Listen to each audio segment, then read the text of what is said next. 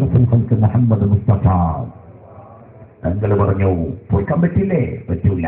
എന്നാൽ ആരും ഇവിടെ സഹാബത്തിനോട് പറഞ്ഞു വേഗം പോയി കുറച്ച് വിറക് കൊണ്ടുവാ.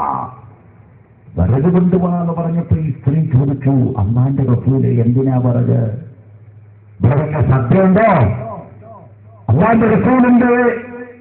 മറുപടി പിന്നെ സദ്യ വരിക്കാനല്ല, സഹാബത്തെ ചെല്ലാതെ വിസമ്മതിച്ച് മരിക്കുന്ന നിന്റെ മകന്റെ ശവം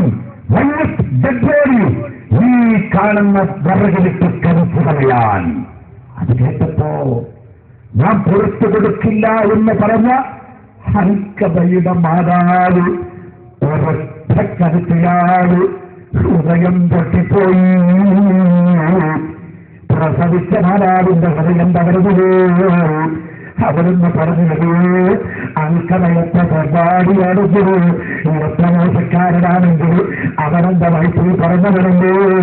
അവന് ഞാൻ പ്രസവിച്ച മകനല്ലേ, പ്രസവിച്ച ഉമ്മാനെ മുമ്പിലിട്ടിട്ട് മകനെ കരിക്കുന്നത് കാണാനുള്ള കഴിവ് ഒരു മാതാവിനില്ലയോ? അതുകൊണ്ട് എന്റെ മകന്റെ സകല ദോഷങ്ങളും ഞാനിതാ പുറത്തിരിക്കുന്നു. ബഹുമാനപ്പെട്ട സഹാബത്ത് റളിയല്ലാഹു അൻഹു കളിക്കുന്ന പിന്നീട് അൽക്കമറന്നുകൊണ്ടാണ് എന്ന് സഹാബത്ത് ചൊല്ലി മരിച്ച കഥ വളരെ സുവ്യക്തമാണ്. ഞാനീ പറഞ്ഞത് പ്രസവിച്ച പെണ്ണിന്റെ മനസ്സ് സമ്മതിക്കുക. എന്റെ മകന്റെ മയ്യത്ത് കൊണ്ടവണ്ട, എനിക്ക് അവന്റെ മകന്റെ മുഖം കാണണ്ട, അവന്റെ കബറിവിടെ വേണ്ടാന്ന് പറയാൻ കണ്ണൂരിലെ എടുക്കാതെ ചെയ്യാതെ കണ്ട് ഗതികത്തോടെ വേദന കൊണ്ട് ഗതികോട് കൊണ്ട് പറഞ്ഞു പോയതാണ്. അതറിയാൻ ഒരു സൈക്കോളജിസ്റ്റ് ആവണ്ട. അതുകൊണ്ട് ആ സിറ്റുവേഷനിലേക്ക് കണ്ണൂരിലെ മുഹമ്മദ് ഫയാസിനെ എത്തിച്ചത് ഈ രാജ്യത്ത് പ്രവർത്തിച്ച വിദഗ്ധ സംഘടനയുടെ പറക്കാതെ പറന്നുപോയ ഒരു ജാത സംഘടനയാണ് ചെറുപ്പക്കാരാ. ബഹുമാനപ്പെട്ട അബ്ദുൽ ഖാദിർ ജീലാനി റളിയല്ലാഹു അൻഹു തന്റെ ഉമ്മത്തിൽ പറഞ്ഞുപോയി, വിദേശകാലം മരിച്ചാൽ അവന് മയ്യത്തിക്കരുത്, അവന് സലാം പറയരുത്. അത് പറഞ്ഞപ്പോ നാട്ടിൽ കലാപുണ്ടായി. എന്തായി പറയുന്ന സുന്നിയോട് നാട്ടിലെ ആളുകളെ ചെയ്തിരിക്കേ? ഇപ്പോൾ കണ്ണൂരിലെ സഫീന്റെ പറയുന്നത് എന്റെ മോനല്ല, അവന് മയ്യത്തൂടെ കടക്കണ്ട, അവനേക്ക് കായണ്ട. അബ്ദുൽ ഖാദിർ ജീലാനി പോയയിടത്തേക്ക് എത്തണമെങ്കിൽ 1000 കൊല്ലം പിന്നിടണം. അതാണ് കുത്തുബുല്ലക്കാവ് തങ്ങൾ പറഞ്ഞത്. കുത്തി ആകത്തുള്ള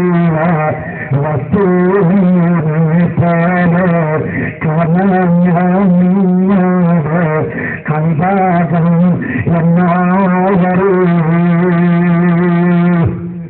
ഔലിയാക്കൾക്ക് ഹൃദയത്തിൽ കണ്ടുകൊടുത്തിട്ടുണ്ട്. ഖുലൂബുൽ ആരിഫീന വഹാബിലീന, ഔലിയാവിന്റെ ഹൃദയത്തിൽ കണ്ണുവെച്ചു കൊടുത്തിട്ടുണ്ട് അല്ലാഹു. ആ കണ്ണുകൊണ്ട് മനുഷ്യന്റെ ഹൃദയത്തെ ലൈവ് സ്കാൻ ചെയ്ത് MRI സ്കാൻ ചെയ്തെടുത്തവരാണ് ഔലിയാക്കള്. അവരുടെ കണ്ണ് സ്കാനിന്റെ അവിടെ നൽകപ്പെട്ടതാണ്. അല്ലാഹുവിന്റെ ഔലിയാക്കള് നേരത്തെ കണ്ടു ഹൃദയത്തിൽ പ്രവർത്തിച്ച രാജ്യദ്രോഹമാകും, അവസാനം ഭീകരവാദമാകും, പിന്നീടൊരു തീവ്രവാദമാകും. അവന്റെ മയ്യത്ത് കബറടക്കാൻ പറ്റാതെയാകും, നാടിന് കലാപുണ്ടാകും. അതുകൊണ്ട് സുന്നത്ത് ജമാഅത്തിന്റെ ആളുകളെ നിങ്ങൾ അവരോട് സഹകരിക്കണ്ട, അവർക്ക് മകളെ കെട്ടിച്ചു കൊടുക്കണ്ട, അവരോട് സലാം പറയണ്ട, അവരുടെ മയ്യത്ത് കബറടക്കണ്ട. ഒഴിതീസേഖാണോ ഭീകരവാദി? അതോ പിറക്കാതെ ജമാഅത്ത് ഇസ്ലാമികളെ പിറക്കാതെ പോയ ശിശുവായ സിമി എന്ന് പറയുന്ന സംഘടനയിൽ പ്രവർത്തിച്ചവരാണ് ഇവന്മാരൊക്കെ. തടിയന്റെ അവിടെ നസീർ ആരാ? ഖാദിരിയ തരീഖത്തുകാരനാ? കുമ്മായനാട്ടത്. ഇമാം ഷാഫി, ഹനഫി, അംബലി, മാലിക്കി എന്ന് പറഞ്ഞ പോലെ ഇപ്പൊ പേരെ വിളിച്ചു തുടങ്ങി. ഇസ്ലാമിന്റെ ആൾക്കാരായി വരും. ഇന്നൊരു ദിവസം ഏഷ്യാനെറ്റിന് ഒരു ന്യൂസ് എന്താ, തടിയന്റെ അവിടെ നസീറും കുമ്മായനാസവും തമ്മിലുള്ള ബന്ധമുണ്ട് പറയുന്നത്. തടിയന്റെ അവിടെ നസീറിനെ വയലിന് വിളിക്കാൻ കൊണ്ടുപോയ ആളാണ് കുമ്മായനാസർ. എന്താ ഇസ്ലാമിന്റെ ആൾക്കാർ എന്നോട് ഈ കുമ്മായ കച്ചവടക്കാരനൊക്കെ ഇവിടെ ബുദ്ധിമുട്ടായത്? മൂന്നാം വെച്ചിട്ട് മരപ്പെട്ടി കൂട്ടി എന്ന് പറഞ്ഞ പോലെ ഇവർക്കാരാണ് ഇസ്ലാമിക പട്ടം നൽകിയത്? ഇവര് ഏത് അതോറിറ്റിയാണ് ഇവിടെ ഇസ്ലാമിക പണ്ഡിതന്മാരാക്കിയത്? അതുകൊണ്ട് ഇത് പറപ്പിച്ചെടുത്ത ബിദഅത്തുകാർക്കാണ് അതിന്റെ ഉത്തരവാദിത്വം. ഈ നാട്ടിലെ ഞാൻ നേരത്തെ പറഞ്ഞു ഒരൊറ്റ ഔലിയാനെ പറ്റി ഇവിടുത്തെ ഒരൊറ്റ ഹിന്ദു, ഒറ്റ ക്രിസ്ത്യാനിയും, ഒറ്റ നിരീശ്വരവാദിയും ഒരു ഔലിയ തീവ്രവാദിയാന്ന് പറഞ്ഞിട്ടുണ്ടോ? ബഹുമാനപ്പെട്ട ഖാജാ മൊഹീനുദ്ദീൻ റളിയല്ലാഹു ഒറ്റ കറാമത്ത് കൊണ്ട് 10,000 ആളെ മുസ്ലിമാക്കിയില്ലേ? ആ ഖാജായുടെ ഖബർ പോയി ആർക്കൃഷ്ണ അദ്ദേഹം സിയാറത്ത് ചെയ്തില്ലേ? അടൽ ബിഹാരി വാജ്പേയി സിയാറത്ത് ചെയ്തില്ലേ? ആർക്കെങ്കിലും പരാതിയുണ്ടോ ഖാജാ മൊഹീനുദ്ദീൻ ടെററിസ്റ്റാണെന്ന്?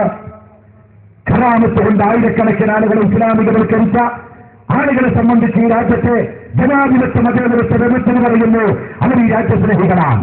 അതേതാണ്ട് ബിരുദത്തുകാരെ പറ്റി പറയുന്നു അവരാ കുഴപ്പം. ഇതന്നെ ഔലിയാക്കൾ പറഞ്ഞത് ആ പരിപാടിയിലേക്ക് പോകണ്ടാത്. കുറച്ചതാവത്തത് രാംജത്ത് മലാനി പറഞ്ഞല്ലോ. ഞങ്ങളാ പറഞ്ഞത് രാംജത്ത് മലാനി നമ്മുടെ മർക്കസിൽ വന്ന ഒരാളാണ്. ഇന്ത്യയുടെ മുൻ നിയമകാര്യ മന്ത്രിയാണ്. സുപ്രീം കോടതിയിലെ ഏറ്റവും എഫിഷ്യന്റായ നീതിമാനോട് തുല്യതയുള്ള ഒരു ക്രിമിനൽ വക്കീലാണ് രാംജത്ത് മലാനി. ഒരൊറ്റ കേസിന് 2 ലക്ഷവും 4 ലക്ഷവും ഫീസ്, എസ് യുവർ ഓണർ എന്ന് പറഞ്ഞാൽ 4 ലക്ഷം ഫീസ് വഹിക്കുന്ന ഇന്ത്യയുടെ ഏറ്റവും വലിയ ക്രിമിനൽ ലോയറാണ് രാംജത്ത് മലാനി. സൗദി അറേബ്യയുടെ അംബാസഡർ പങ്കെടുത്തു ആ യോഗത്തിൽ. പ്രതിഭാ പട്ടേൽ ഇന്ത്യയുടെ രാഷ്ട്രപതി പങ്കെടുത്തു, പ്രധാനമന്ത്രി പങ്കെടുത്തു. ആ യോഗത്തിൽ രാംജത്ത് മലാനി വിളിച്ചു പറഞ്ഞു, ഈ ലോകത്ത് ഇസ്ലാമിന് തീവ്രവാദം ഉണ്ടാക്കിയതിന്റെ ഉത്തരവാദിത്തം വഹാബികൾക്കാണ്. മുഹമ്മദ് അലി സക്കാഫിയുടെ സ്റ്റേറ്റ്മെന്റല്ല, രാംജത്ത് മലാനിയുടെ വാക്ക് ഞാൻ എന്നെടുത്ത് ഹിക്കായത്ത് ചെയ്തതാണ്. രാംജത്ത് മലാനിയുടെ പറഞ്ഞപ്പോ സൗദി അറേബ്യയുടെ അംബാസഡർ ജപ്പോട്ട് വിടുന്നു ബേബേക്ക് വിളിച്ചു പറഞ്ഞുകൊണ്ട് ഇറങ്ങിപ്പോയി ആ യോഗത്തുണ്ട്.